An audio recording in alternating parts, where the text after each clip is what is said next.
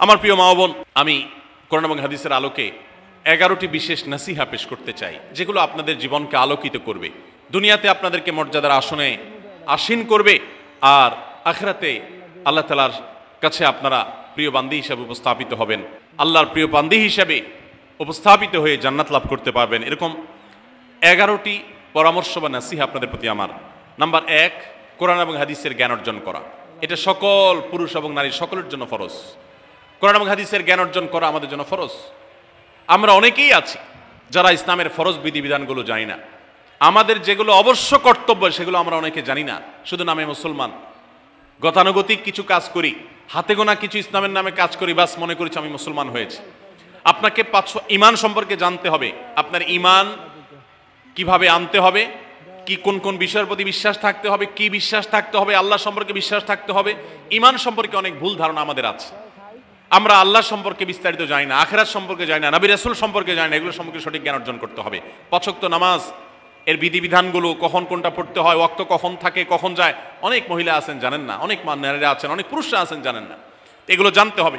ইসলামকে জানাটা অনেক গুরুত্বপূর্ণ। আর জানার জন্য কোরআনে কারীম বুঝে পড়বেন, হাদিস বুঝে পড়বেন, মাসলা মাসাইলের বই পুস্তক বুঝে পড়বেন ওলামাদের তত্ত্বাবধানে থেকে, এবং কোরআন এবং হাদিস শেখার যত ভালো আয়োজন উদ্যোগ আছে সেগুলোতে শামিল হবেন, জ্ঞান অর্জন করবেন। এটা ইসলামের গুরুত্বপূর্ণ একটা ব্যাপার।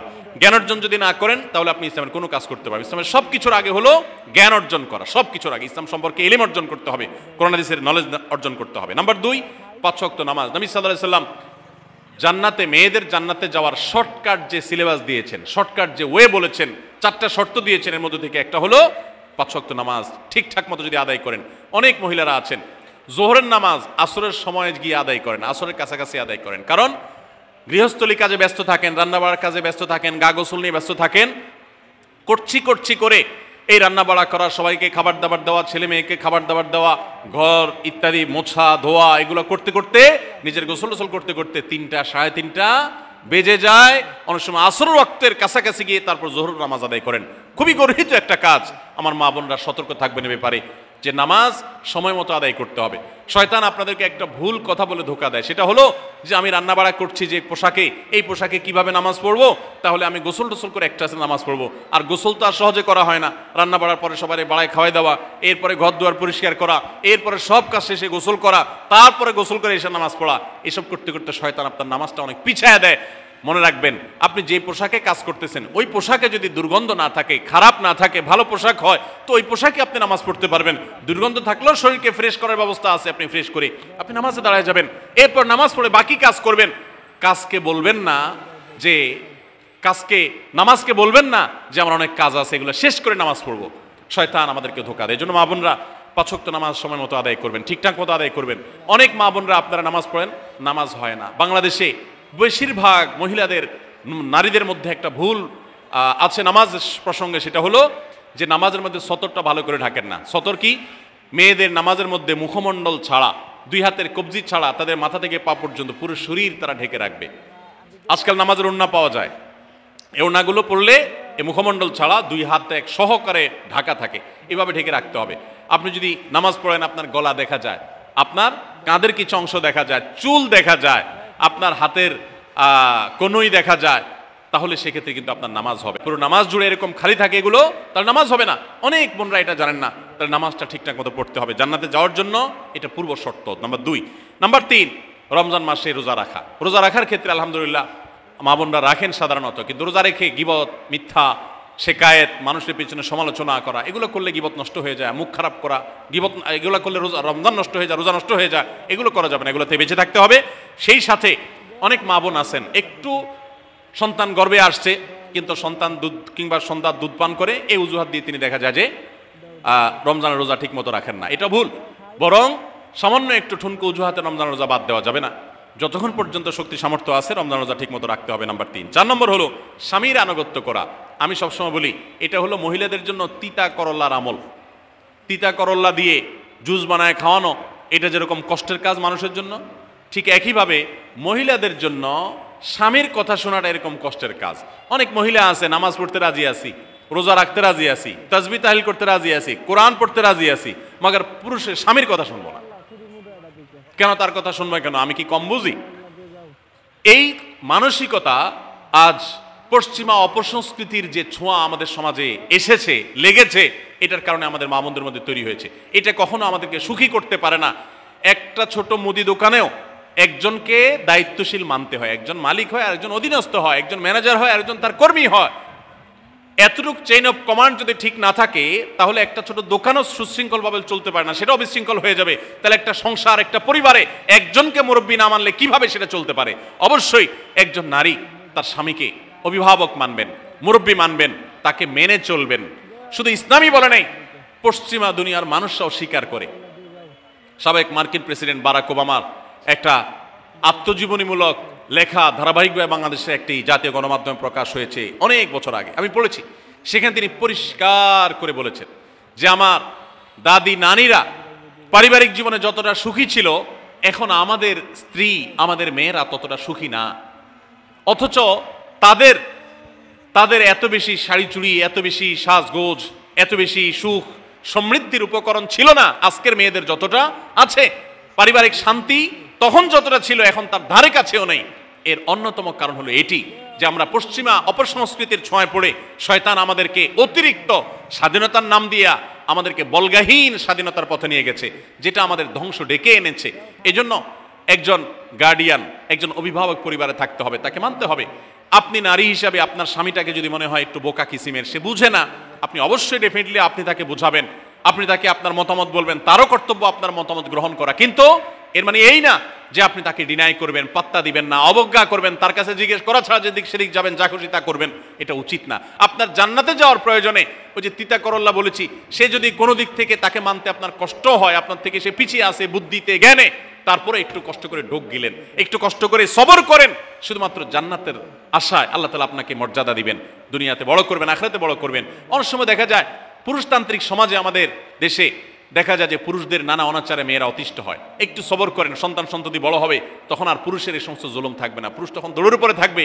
এই বাস্তবতা আমরা প্রত্যেকটা মানুষ উপলব্ধি করার কথা। অতএব মেয়েদের, মুসলিম নারীদের অত্যন্ত গুরুত্বপূর্ণ আরেকটি বিষয় হলো 4 নম্বর যেটি বললাম, স্বামীর আনুগত্য করা। যতটুকু সম্ভব তার সর্বোচ্চ আনুগত্য করার চেষ্টা করতে হবে, যতক্ষণ তিনি কোরআন হাদিসের কথা বলেন। স্বামী যদি কোনো অন্যায় কথা করতে বলেন তাহলে তখন আর তার কোনো কথা শোনা যাবে না।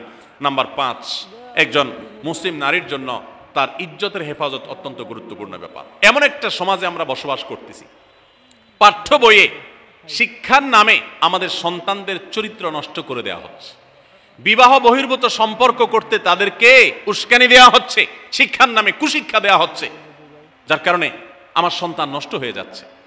এই জন্য আমি বলি, এমন যুবক, এমন যুবতী আজকাল সোনার হরিণ হয়ে গেছে।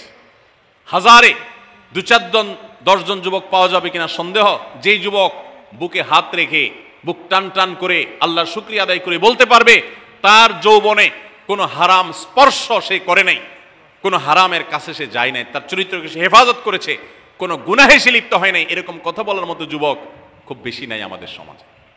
ধ্বংস করে ফেলা হয়েছে বিনোদনের নামে, শিক্ষার নামে, নানা নামে। এগুলো আমাদের দেশের সংস্কৃতি ছিল না। এদেশের মুসলমান তো বটে, এদেশের হিন্দুরাও পারিবারিক এই বন্ধনের মধ্যে থেকে তারা তাদের চরিত্রকে হেফাজত করে, বৈবাহিক সম্পর্ক ছাড়া কোনো প্রকার সম্পর্কের মাধ্যমে তাদের যৌন আকাঙ্ক্ষাকে মেটায় না। এটা এদেশের মাটির, এদেশের কালচার, এদেশের মানুষের কালচার, এদেশের সকল ধরনের মানুষের কালচার, কিন্তু এদেশের সেই সংস্কৃতিকে ধ্বংস করে দেওয়া হচ্ছে ছোট ছোট বাচ্চাদের বইয়ে এই বিবাহ বহির্ভূত সম্পর্কের কথা বলে। এই জন্য সচ্চরিত্র এখন সোনার হরিণ হয়ে গেছে। নবী সাল্লাল্লাহু আলাইহি সাল্লাম বলেছেন, মাইয়াজমান লি মা বাইনা লিহিয়াইহি ওয়া মা বাইনা রিজলাইহি আদমান লাহুল জান্নাহ। যে ব্যক্তি তার 2 চোয়ালের মাঝখানের অঙ্গ অর্থাৎ মুখ, আর যে ব্যক্তি তার 2 রানের মধ্যবর্তী অঙ্গ, তার লজ্জাস্থানকে হেফাজত করবে, অন্যায় খাতে ব্যবহার করবে না, এটার সংরক্ষণের দায়িত্ব এবং গ্যারান্টি যে ব্যক্তি নিজের ব্যাপারে নিজে নিবে, নবী সাল্লাল্লাহু আলাইহি ওয়াসাল্লাম বলেছেন, আমি তার জন্য জান্নাতের দায়িত্ব নিয়ে নিলাম। যে এটা 2টার দায়িত্ব নিতে পারবে, আমি তার জান্নাতের দায়িত্ব নিলাম। এবং নবী সাল্লাল্লাহু আলাইহি ওয়াসাল্লাম আরো বলেছেন, আকসারু মা ইউদখিলুন নাস আন-নার, মানুষকে সবচেয়ে বেশি জাহান্নামে নিয়ে যায় কোন জিনিসে? আল ফামু ওয়াল ফরজ, এই 2টি অঙ্গ, মুখ এবং লজ্জাস্থান। এই জন্য মা বোনরা, অনেকে আপনাদেরকে অনেক প্ররোচনা দিবে, অনেক গুনাহের পথে আহ্বান করবে। আপনাদের মেয়েরা স্কুল কলেজে পড়তে গেলে সেখানে অনেক অন্যায় আবেদন শুনবে, হারামের আহ্বান শুনবে। তাদেরকে সুশিক্ষা দিবেন যে আল্লাহ তাআলা তোমাকে যে চরিত্র দিয়েছে, এই যৌবন দিয়েছে, এটাকে যেখানে সেখানে ব্যবহার করলে হবে না।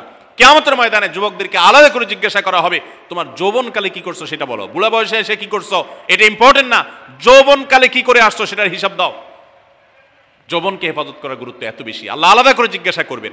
এই জন্য মা বোনদের কর্তব্য তাদের মেয়েদেরকে, ছেলেদেরকে অসৎ চরিত্রতা থেকে হেফাজত করবেন, সংরক্ষণ করবেন, তাদেরকে বুঝাবেন, তাদেরকে সেভাবে বড় করবেন যে বিয়ে শাদীর মাধ্যমে, সাংসারিক জীবনের মাধ্যমে তোমরা তোমাদের এই জীবনকে তোমরা উপভোগ করবে। আল্লাহ তাআলা তোমাদের জন্য যে নেয়ামত রেখেছেন সেই নেয়ামত তোমরা পাবে, কিন্তু অবৈধ উপায় কখনো তোমরা সেদিকে পা বাড়াবে না। যারা বাড়ায় তাদের দুনিয়াতেই ধ্বংস হয়, আখিরাত তো আছেই। এই অবৈধ সম্পর্ক করে সুখে থাকে খুব কম মানুষ। যারা যত বেশি এই জগতে যায় তারা তত বেশি অসুখী থাকে দাম্পত্য জীবনে। অতএব একজন নারী তার 5 নম্বর গুরুত্বপূর্ণ বিষয় হলো তার ইজ্জতের হেফাজত, লজ্জাস্থানের হেফাজত এবং তার চরিত্রের হেফাজত। আল্লাহ তাআলা আমাদের মা বোনদেরকে সেই তৌফিক দান করুন। অনেক সময় দেখা যায় যে সবই ঠিক আছে, আপনি সোশ্যাল মিডিয়াতে পুরুষের ছবি দেখে, ভিডিও দেখে আপনি হারাম আনন্দ পাচ্ছেন।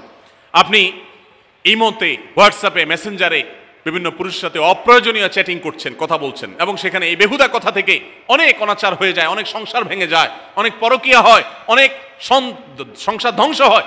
এই জন্য আল্লাহ বলেছেন আল্লাহ তাকরাবুজ জেনা, জেনার কাছেও যেও না, চ্যাটিংই করতে যেও না, কারণ করতে গেলে তুমি ডুবে যাবা, পরে ফিরে আসতে পারবা না। ভয়ঙ্কর এক গুহা এবং ভয়ঙ্কর এক জগৎ। এই পথ থেকে আমাদেরকে বেঁচে থাকতে হবে। আল্লাহ আমাদের তৌফিক দান করুন।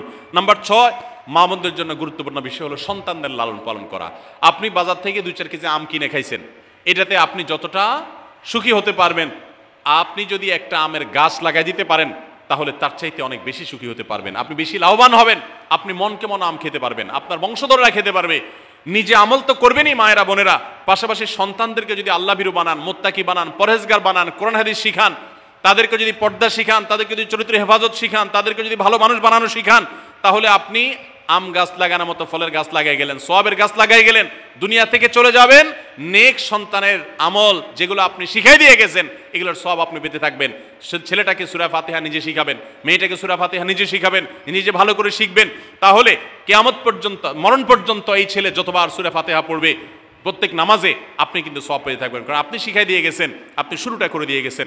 এই জন্য মা বোনদের জন্য সন্তানদের লালন পালন করা, সন্তান দুধে ভাতে আছে কিনা, ভালো জামা কাপড় পরছে কিনা, এর চাইতে ইম্পর্টেন্ট হলো সন্তান আমার নামাজ পড়ছে কিনা, সন্তান আমার আল্লাহকে চিনে কিনা, সন্তান আমার কোরআন হাদিসের শিক্ষা পেয়েছে কিনা।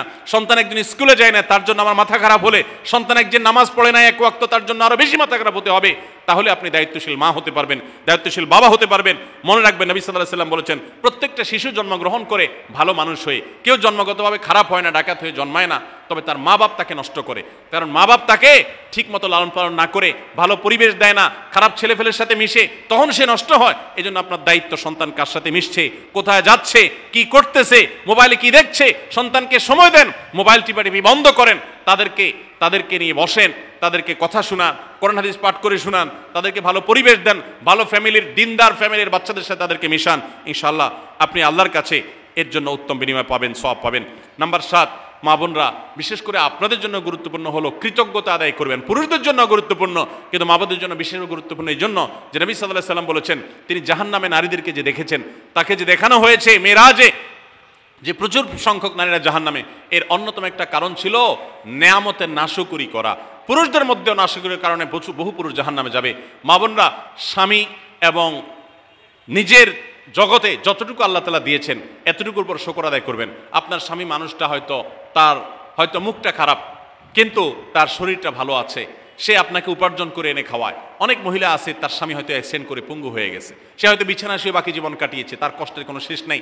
আপনার স্বামী হয়তো বা তার কোনো দিক থেকে দুর্বলতা আছে, আবার বহু দিক থেকে তার ভালো গুণ আছে। একই কথা পুরুষদের জন্য ইসলাম নির্দেশ করেছে যে তার স্ত্রীর একটা গুণ খারাপ দেখে যদি তার কষ্ট লাগে, তো সে চিন্তা করলে 10টা গুণ ভালো দেখবে, সেটা দেখে শুকর আদায় করা উচিত। এই শুকরিয়া আদায় করা ছাড়া পুরুষ হোক নারী হোক কে আল্লাহর প্রিয় বান্দা হতে পারবে না। এজন্য আল্লাহর কাছে শুকরিয়া আদায় করবেন।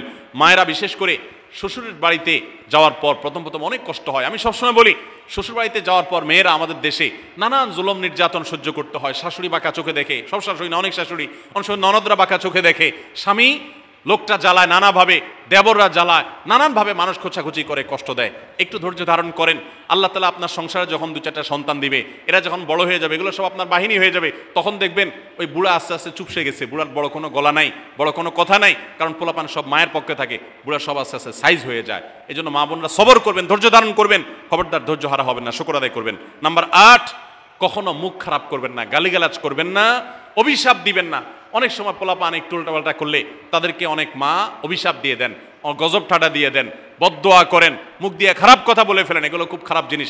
নবী সাল্লাল্লাহু আলাইহি ওয়াসাল্লাম বলেছেন, যদি কাউকে গজব ঠাডা দেওয়া হয় তো এটার উপযুক্ত না হলে যে দেয় তার উপরে এসে পড়ে, এরকম ভয়াবহ একটা বিষয়। এই জন্য কোন অবস্থাতে এগুলো যেন না হয়। এবং মেয়েদের জাহান্নামে যাওয়ার অন্যতম, বেশি জাহান্নামে যাওয়ার অন্যতম একটা কারণ এটাও যে তাদের মধ্যে, অনেকের মধ্যে, আমি সবার কথা বলছি না, যে এই ধরনের গালিগালাজ করা, অভিশাপ দেওয়ার বৎস্বভাব আছে। এই বৎস্বভাব বহু পুরুষের মধ্যেও আছে, সবাইকে ছাড়তে হবে। নাম্বার 9, আত্মীয়তার বন্ধন রক্ষা করার পরে দায়িত্বশীল হতে হবে। স্বামীকে স্বামীর ভাই বোনের সাথে সম্পর্ক ভালো রাখতে কখনো বাধা দিবেন না। অনেক মহিলা আছে বোকার মতো কাজ করে।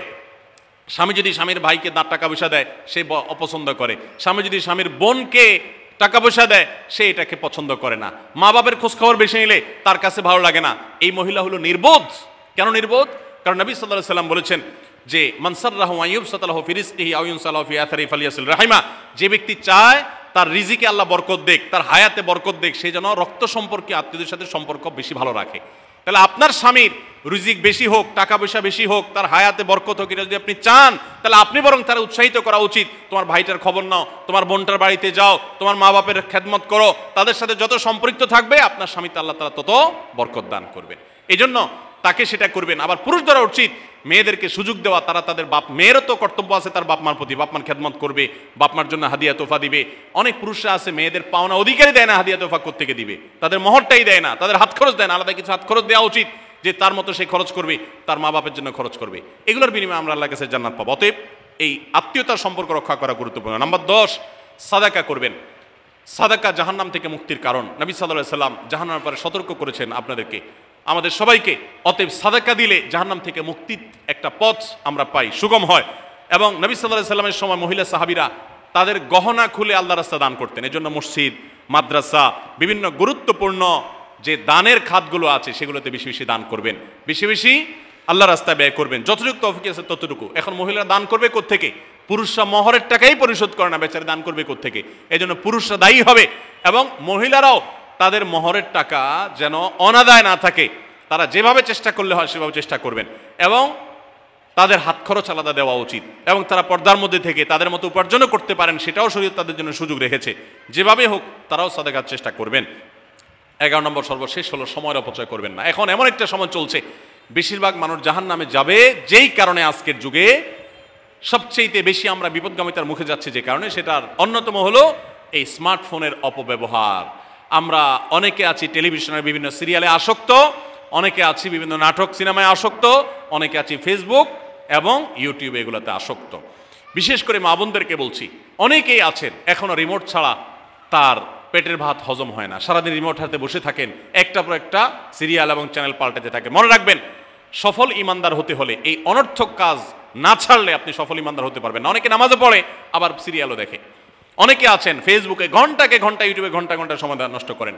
এর জন্য আল্লাহর কাছে জবাবদিহি করতে হবে। কিয়ামতের ময়দানে আল্লাহ তাআলা কয়েকটা প্রশ্ন উত্তর দেওয়া ছাড়া একজন মানুষকেও নড়তে দিবেন না। এর ভিতরে একটা হলো যে তোমার সারা জীবনে কি অর্জন করেছো।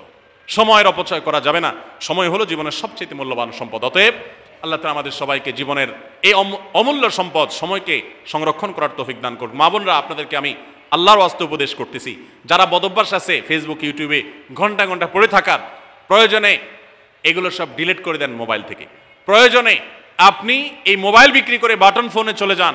নিজের বদভ্যাসকে নিয়ন্ত্রণ করতে না পারলে প্রথমে চেষ্টা করেন, এরপর না পারলে প্রয়োজনে বাদ দিয়ে দেন। আল্লাহর জন্য যদি ত্যাগটা করেন, কিয়ামতের ময়দানে বলতে পারেন, আল্লাহ গুনাহ থেকে বাঁচার জন্য, তোমাকে খুশি করার জন্য আমি স্মার্টফোন পর্যন্ত রাখি নাই, বাটন ফোনে চলে গেছি। আল্লাহ তাআলা খুশি হবেন ইনশাআল্লাহ বিইذনিল্লাহ।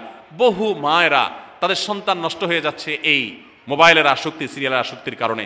তাদের স্বামীর সাথে সম্পর্ক নষ্ট হয়ে যাচ্ছে এই সমস্ত আসক্তির কারণে। অনেক গুনাহের পথে তারা চলে যাচ্ছেন এই সমস্ত আসক্তির কারণে। এই জন্য এগুলোকে নিয়ন্ত্রণ না করলে আপনি কখনো নেককার হতে পারবেন না। আপনার সন্তানকে মোবাইল দেখে খাওয়াবেন না।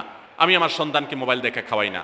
আমরা সব জায়গায় বলি মোবাইল দেখা, কার্টুন দেখায়, মোবাইল দেখায় বাচ্চাকে খাওয়াবেন না।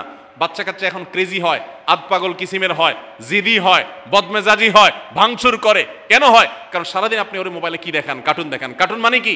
মার মার, কাট কাট, হ্যাঁ, সবকিছু ধ্বংস করে ফেলা, গুলি করা, বোমা মারা, হ্যাঁ, সাপ হয়ে সব খেয়ে ফেলা, এটাই তো। এগুলো বাচ্চাদেরকে ক্রেজি করে, বাচ্চাদেরকে মানসিকভাবে অসুস্থ করে, ধ্বংস করে দেয়। তাদেরকে ফিজিক্যাল খেলাধুলা শারীরিকভাবে করতে পারে এরকম খেলাধুলার ব্যবস্থা করেন, দৌড়াদৌড়ি করার ব্যবস্থা করেন। বাচ্চারা সুস্থ থাকবে, ভালো থাকবে। মোবাইল থেকে তাদেরকে বাঁচান, টেলিভিশন থেকে তাদেরকে বাঁচান, এবং কার্টুন থেকে, ভিডিও গেমস থেকে তাদেরকে বাঁচান। না বাঁচাতে পারলে আপনার দুনিয়া আখিরাত সব ধ্বংস হয়ে যাবে। অতএব আজকের এই মাহফিল থেকে আসুন, প্রতিজ্ঞা করি যে আমরা সময় নষ্ট করব না, সময়ের অপচয় করব না, প্রয়োজন ছাড়া মোবাইল হাতাহাতি ঘাটাঘাটি করব না, ঘন্টায় ঘন্টা মোবাইলকে সময় দিব না। অনেক মেয়েরা আছেন, অনেক পুরুষরা আছেন, এই একটি অপকর্মের কারণে তার শিক্ষা জীবন ধ্বংস হয়ে যায়, চাকরি নষ্ট হয়ে যায়, ব্যবসা লাডে উঠে, মা বাবার সাথে সম্পর্ক নষ্ট হয়, স্বামী স্ত্রীর সম্পর্ক নষ্ট হয়, সাংসারিক জীবন ধ্বংস হয়ে যায়, সবকিছু ধ্বংস হয়ে যায় শুধু এই মোবাইল ফোনের অনিয়ন্ত্রিত ব্যবহার করার কারণে। যারা মোবাইলকে নিয়ন্ত্রণ করতে পারেন না, ডাইরেক্ট হয়ে গেছেন, সারাক্ষণ হাতে হাতে মন চায়, তারা একটা শক্ত সিদ্ধান্ত নেন, প্রয়োজনে আমি স্মার্টফোন বিক্রি করে দিব। 6 মাস 8 মাস আপনি কিছুদিনের জন্য, 1 বছরের জন্য বাটন ফোনে চলে যান, এরপর আবার ব্যাক করলে আশা করা যায় আল্লাহ আপনাকে হেফাজত করবেন। এবং ইসলামের নাম দিয়ে, অনেকে বলে আমি ইউটিউবে ওয়াজ শুনি, ফেসবুকে ওয়াজ শুনি, ওয়াজের নাম দিয়া আপনি যে কি করেন কি না করেন সেটা আপনার আরশের মালিক সবই জানেন। অতএব যে ওয়াজ শুনতে গিয়ে আপনার আকাম কুকাম করা লাগে, খারাপ জিনিস দেখা লাগে, ওই ওয়াজ শোনার কথা আপনাকে ইসলাম বলে নাই। আল্লাহ তাআলা আমাদের সবাইকে সবগুলো বিষয় আমল করার তৌফিক দান করুন। আমরা আবারও বলছি, আজকে আমাদের মা বোনদেরকে লক্ষ্য করে বিশেষ করে যে 11টি করণীয় আপনাদের জীবনকে সোনালী জীবনে পরিণত করতে পারে, আপনাদের জীবনটাকে সমৃদ্ধ করতে পারে, সুখী করতে পারে, এবং আল্লাহর কাছে আপনাদেরকে জান্নাতের উপযুক্ত করবে। কিয়ামতের ময়দানে সুন্দর হাসি, সুখের হাসি, তৃপ্তির হাসি আপনাদেরকে হাসাবে ইনশাআল্লাহ। সেই 11টি নসিহা, সেই 11টি বিষয়ের প্রথমটি হলো কোরআন এবং হাদিসের জ্ঞান অর্জন করবেন। অনেক ভালো ভালো বই আছে কোরআন হাদিস ভিত্তিক, সেগুলো পড়বেন। দিন শিক্ষার যত আয়োজন আছে সেগুলোর সাথে সম্পৃক্ত হবেন। অনলাইনে অনেক কোর্স করা যায়, সেগুলোতে আপনি সম্পৃক্ত হতে পারেন। যেভাবে হোক আপনাকে কোরআন হাদিসের কথা জানতে হবে। আল্লাহ কি বলেছেন, রাসূল সাল্লাল্লাহু আলাইহি ওয়াসাল্লাম কি বলেছেন, মাসালা মাসাইল কখন কি করা উচিত, কোরআন হাদিসে কি বলা আছে, এগুলো জানতে হবে আপনাকে। যতটুকু সম্ভব জানার চেষ্টা করবেন। নাম্বার 2, 5 ওয়াক্ত নামাজ সঠিকভাবে আদায় করবেন, সময় মতো আদায় করবেন। জোহরের ওয়াক্ত বাসার কাজ কাম শেষ করে গোসল করে একেবারে 3টার দিকে একসাথে পড়বো, এটা করা যাবে না, বরং সময় মতো আদায় করতে হবে। এবং মেয়েদের যে সতর, এই সতর ঢাকার পরে সতর্ক থাকতে হবে। পুরো শরীর মুখমণ্ডল ছাড়া যেন ঢাকা থাকে, চুল, গলা, হাতের গোছা, কোনোই, এগুলো যেন দেখা না যায়, খেয়াল রাখতে হবে। এবং নামাজ ধীরে ধীরে পড়তে হবে। অনেক মহিলা অনেক দ্রুততার সাথে নামাজ পড়েন, এবার পড়লে হবে না। নাম্বার 3, রমজানের রোজা ঠিক মতো রাখতে হবে, যথাযথভাবে রাখতে হবে। রোজা রেখে গীবত, শিকায়েত, মিথ্যা, গালমন্দ এগুলো করা যাবে না। নাম্বার 4, স্বামীর আনুগত্য করতে হবে। নিজের কাছে খারাপ লাগলেও একটু সবর করতে হবে, যতক্ষণ পর্যন্ত স্বামী ন্যায়সঙ্গত কথা বলে, অন্যায় কাজ করতে না বলে, গুনাহের কাজ করতে না বলে, ততক্ষণ পর্যন্ত তার কথা মানতে হবে। নিজের খারাপ লাগলেও মানবেন, আপনার জান্নাতের প্রয়োজনে, সুশৃঙ্খলার প্রয়োজনে, পারিবারিক শান্তির প্রয়োজনে। ইনশাআল্লাহ আপনি সুখে থাকবেন দুনিয়া এবং আখিরাত উভয় জগতে। নাম্বার 5, নিজের ইজ্জত সম্ভ্রম হেফাজত করবেন। অনলাইনে অফলাইনে কারোর সাথে হারাম সম্পর্ক করবেন না, কোনো গায়রে মারাম পুরুষের সাথে অযথা যোগাযোগ করবেন না, চ্যাটিং করবেন না, এবং সোশ্যাল মিডিয়াতে হারাম জিনিস দেখা থেকে নিজের চোখকে হেফাজত করবেন, বাঁচিয়ে রাখবেন। নাম্বার 6, নিজের সন্তানদেরকে দিন শিখাবেন, তাদেরকে কোরআন হাদিস শিখাবেন, উত্তমভাবে লালন পালন করবেন, তাদেরকে নামাজ শিখাবেন, মেয়েদেরকে পর্দা শিখাবেন, তারা যেন চরিত্র হেফাজত করে সেই শিক্ষা তাদেরকে দিবেন। উপযুক্ত হওয়ার পর ছেলে মেয়েকে বিয়ে দিবেন, কোনোভাবে যেন হারাম সম্পর্কে না জড়ায় সেজন্য সাবধান থাকবেন। ভালো ফ্যামিলির সাথে তাদেরকে উঠা বসা করাবেন, ভালো শিক্ষা প্রতিষ্ঠানে দিবেন যেখানে দিলে তার ঈমান আমল হেফাজত থাকবে। নাম্বার 7, আল্লাহর শুকরিয়া আদায় করবেন, বান্দারও শুকরিয়া আদায় করবেন। আল্লাহ যা দিয়েছেন, যতটুকু আছে স্বামীর সংসারে, আলহামদুলিল্লাহ বলতে শিখবেন, আল্লাহ তাআলা বাড়াই দিবেন ইনশাআল্লাহ। নাফরমানি, নাশুকরি করবেন না, তাহলে আপনি নিজেই ক্ষতিগ্রস্ত হবেন, কষ্টের মধ্যে থাকবেন। আর শুকরিয়া আদায় করলে আপনার নিজেরই মানসিক প্রশান্তি হবে, আল্লাহর নিয়ামত বাড়িয়ে দিবেন। নাম্বার 8, কোনো প্রকার অভিশাপ গালমন্দ করবেন না, সেটা ছেলে মেয়েকে হোক, সংসারকে হোক, স্বামীকে হোক, কোনো কিছু না, ধৈর্য ধারণ করতে হবে। পুরুষদের জন্য এই কথাগুলো প্রযোজ্য। আর নাম্বার 9, আত্মীয়তার সম্পর্ক রক্ষা করতে হবে, ছিন্ন করা যাবে না। নিজের স্বামীকে তার বাপ, তার বোন, তার মা, তার ভাই, তাদের সাথে সুসম্পর্ক বজায় রাখতে সাহায্য করবেন, বাধা দিবেন না, পারলে আরও সাহায্য করবেন, এতে আপনারই লাভ হবে। আবার স্বামীদেরও উচিত স্ত্রীকে তার পরিবারের সাথে সম্পর্ক বজায় রাখার জন্য সাহায্য করা। মেয়েদের উচিত তাদের মা, তাদের বোন, ভাই, তাদের সাথে আজকাল মোবাইলে যোগাযোগ করা যায়, খোঁজ খবর নেবেন, কথাবার্তা বলবেন। স্বামীর সংসারে আসছেন দেখে বাপের সংসার ভুলে যাবেন, সেটাও যেন না হয়, খেয়াল রাখতে হবে। নাম্বার 10, যতটুকু সম্ভব দান সাদাকা করবেন, দান সাদাকা জাহান্নাম থেকে মুক্তির কারণ হয়, সেটার জন্য সাধ্য অনুযায়ী করবেন। পুরুষরা তাদের জন্য এক্ষেত্রে হেল্প করবেন, যাতে তাদের মোহর ইত্যাদি দেওয়া, মাসে হাত খরচ কিছু দেওয়া, যাতে তারা সাদাকা করতে পারে সেই সুযোগ। আজকাল দেখা যায় অনেক মেয়েরা টাকা পয়সা পেলে মার্কেটে চলে যাবেন, কি কিনবে এটা নিয়ে অস্থির হয়ে যান। মার্কেটে আপনি যা দরকার হলে যাবেন, কেনা দরকার হলে কিনবেন, কিন্তু দানের জন্য একটা খাত রাখবেন। পারিবারিক সাদাকা বাক্স একটা বাক্স রাখবেন, যে খুচরা টাকা পয়সা বা বিভিন্ন টাকা পয়সা ছেলে মেয়েরা রাখবে, আপনি রাখবেন, উৎসাহিত করবেন। এটা দিয়ে একটা গরিব ফ্যামিলি মুখে হাসি ফোটাবেন, একটা ভালো কাজ করবেন, পারিবারিকভাবে এরকম দানের ব্যবস্থা করবেন। বোনেরা, সর্বশেষ হলো সময় নষ্ট করবেন না সোশ্যাল মিডিয়াতে। আল্লাহর ওয়াস্তে এটা থেকে নিজেকে বাঁচাবার জন্য সংগ্রাম করেন। যারা এখনো এই রোগ থেকে বাঁচতে পারেন নাই, আল্লাহর কসম করে বলছি, দুনিয়ার জীবনটাই ধ্বংস হবে, অসুখী থাকবেন, অশান্তিতে থাকবেন, আখিরাতের ধ্বংস তো আছেই। অতএব ফেসবুক, ইউটিউব এটা যদি আপনাকে দেখতে হয়, খারাপ কিছু যেন না আসে সেভাবে ফিল্টার করে নেবেন, এবং নিয়ন্ত্রিত নির্দিষ্ট সময়ের বেশি দেখবেন না। 10 মিনিট সকাল দুপুর রাত, এর বেশি বিকাল, আমি এর বেশি দেখবো না। ঘন্টায় ঘন্টা টিপবেন না। অনেক মহিলা আছে স্বামীকে সময় দেওয়ার সুযোগ নাই, সন্তানের দিকে তাকাবার সুযোগ নাই, উনি টেলিভিশন এবং মোবাইলে আসক্ত, এবং এটা আমাদের সমাজকে ধ্বংস করে দিচ্ছে। নিজের ক্ষতি নিজে করছে, নিজের পায়ে কুঠারাঘাত করছেন। আল্লাহ তাআলা আমাদের সবাইকে এই সব বিষয়গুলোকে মেনে চলে, এই 11টা পয়েন্টকে মেনে চলে আমাদের মা বোনদের জীবনকে সমৃদ্ধ করার তৌফিক দান করুন। আমাদের সবাইকে আল্লাহ তাআলা আমল করার তৌফিক দান করুন।